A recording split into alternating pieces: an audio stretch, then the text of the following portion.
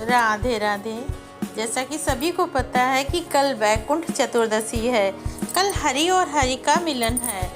तो वैकुंठ चतुर्दशी की आइए हम आपको कुछ कथाएं सुनाते हैं। तो सुनिए वैकुंठ चतुर्दशी की व्रत की पौराणिक कथाएं, जिसको सुनने और पढ़ने मात्र से होगी वैकुंठ लोक की प्राप्ति। कथा नंबर 1। वैकुंठ चतुर्दशी की पौराणिक कथा के अनुसार एक बार की बात है, नारद जी पृथ्वी लोक से घूमकर वैकुंठ धाम पहुंचते हैं। भगवान विष्णु उन्हें देखकर आदर पूर्वक बिठाते हैं और प्रसन्न मुद्रा में उनसे बात कहते हैं। उनसे आने का कारण पूछते हैं। नारद जी कहते हैं, हे प्रभु, आपने अपना नाम कृपा निधान रखा है, इससे आपके जो प्रिय भक्त हैं वो तो तर ही जाते हैं, जो सामान्य नर नारी हैं वह वंचित रह जाते हैं। इसलिए आप मुझे कोई ऐसा सरल मार्ग बताइए जिससे सामान्य भक्त भी आपकी भक्ति कर मुक्ति पा सकें। यह सुनकर विष्णु जी बोले, नारद मेरी बात सुनो।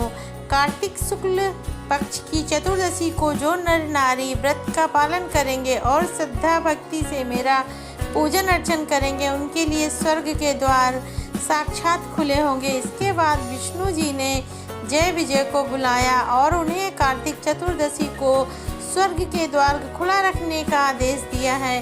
भगवान विष्णु कहते हैं कि इस दिन जो भी भक्त मेरा थोड़ा सा भी नाम संकीर्तन करता है, मेरी पूजा पाठ करता है, वह वैकुंठ धाम को प्राप्त होता है। ओम नमो भगवते वासुदेवाय, नमो नारायण, राधे राधे। चलिए अब कथा नंबर 2, दूसरी कथा हम आपको सुनाते हैं। करोड़ों सूर्यों की कांति के समान वाला सुदर्शन चक्र जो शिव जी ने दिया था श्री हरि विष्णु को। पौराणिक मतानुसार एक बार भगवान विष्णु देवाधिदेव महादेव का पूजन करने के लिए काशी आए।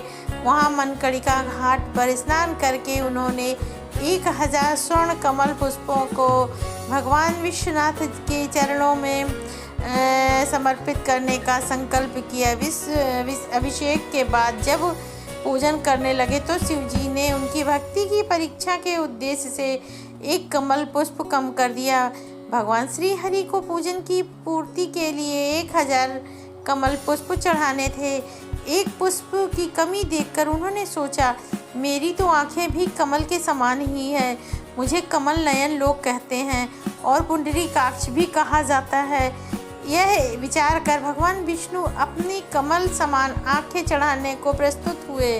भगवान विष्णु की इस अगाध भक्ति से प्रसन्न होकर देवाधिदेव महादेव प्रकट होकर बोले, हे विष्णु, तुम्हारे समान संसार में दूसरा कोई मेरा भक्त है ही नहीं। आज की यह कार्तिक शुक्ल चतुर्दशी अब वैकुंठ चतुर्दशी कहलाएगी और इस दिन विधि पूर्वक व्रत का जो पालन करेंगे, पूजन करेंगे, उसे वैकुंठ लोक की प्राप्ति होगी। भगवान शिव ने इसी वैकुंठ चतुर्दशी को करोड़ों सूर्यों के कांति के समान वाला सुदर्शन चक्र विष्णु जी को प्रदान किया। शिव जी तथा विष्णु जी कहते हैं कि इस दिन स्वर्ग के द्वार खुले रहेंगे।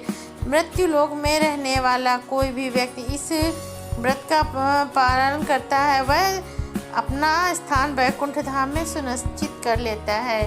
ओम नमो भगवते वासुदेवाय। चलिए अब आपको तीसरी कथा सुनाते हैं। जब पापी धनेश्वर ब्राह्मण को हुई जो वैकुंठ की प्राप्ति। धनेश्वर नाम का एक ब्राह्मण था जो बहुत बुरे काम करता था। उसके ऊपर कई पाप थे। एक दिन वह गोदावरी नदी में स्नान के लिए गया। उस दिन वैकुंठ चतुर्दशी थी। कई भक्तजन उस दिन पूजा अर्चना कर गोदावरी घाट पर आए थे। उस भीड़ में धनेश्वर भी उन सभी के साथ था। इस प्रकार श्रद्धालुओं के स्पर्श के कारण धनेश्वर को भी पुण्य मिला।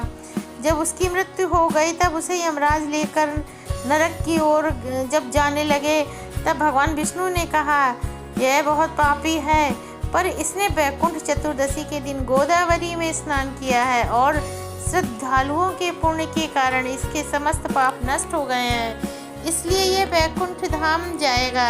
इसको वैकुंठ धाम की प्राप्ति होगी। अतः धनेश्वर को वैकुंठ धाम की प्राप्ति हुई। ओम नमो भगवते वासुदेवाय। मेरी ये तीनों कथाएं आपको कैसी लगी कमेंट ज़रूर करिएगा। राधे राधे।